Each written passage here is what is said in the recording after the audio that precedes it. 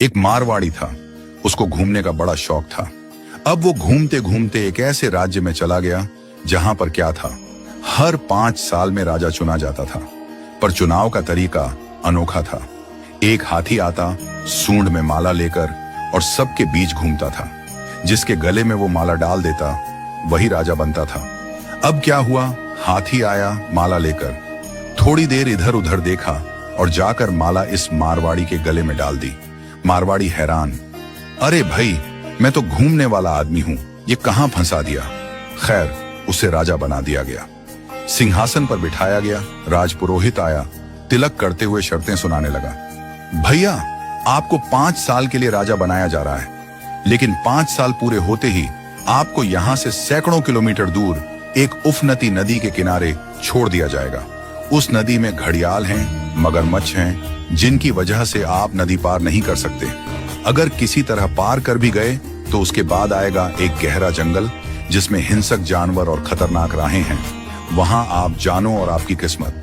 अब तक जो भी राजा बना था उसे मालूम था कि 5 साल बाद मरना तय है, तो वह 5 साल बस ऐश करता था, भोग विलास, मजा, तामझाम। लेकिन यह मारवाड़ी अलग निकला।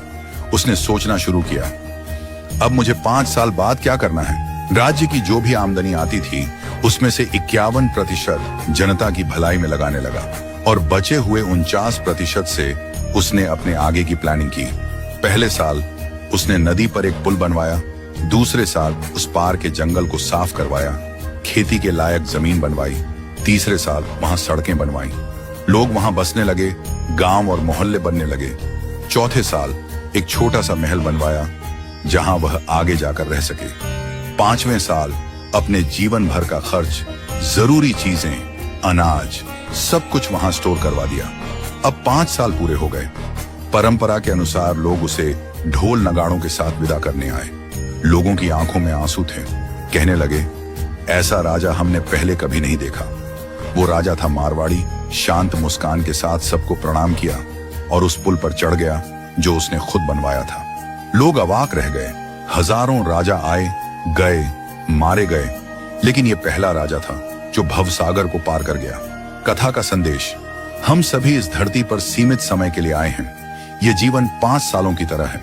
जो इस समय को मौज में घंवा देता है वो अंत में उस भवसागर में गिरता है जहां मगरमच्छ, घड़ियाल, दुख और पीड़ा है। लेकिन जो जीवन का उपयोग अच्छे कर्मों, जनसेवा और प्रार्थना में करता है वो इस जीवन से परे उस पार पहुंच जाता है। तो आज ही से भवसागर पार करने के लिए अपना पुल बनाना शुरू कीजिए, ताकि जब आपका कार्यकाल समाप्त हो तो आपको भी सीधे ठाकुर जी के पास बैकुंठ में वास मिले और आपके अच्छे कर्मों की वजह से आपको हमेशा के लिए याद रखा जाए।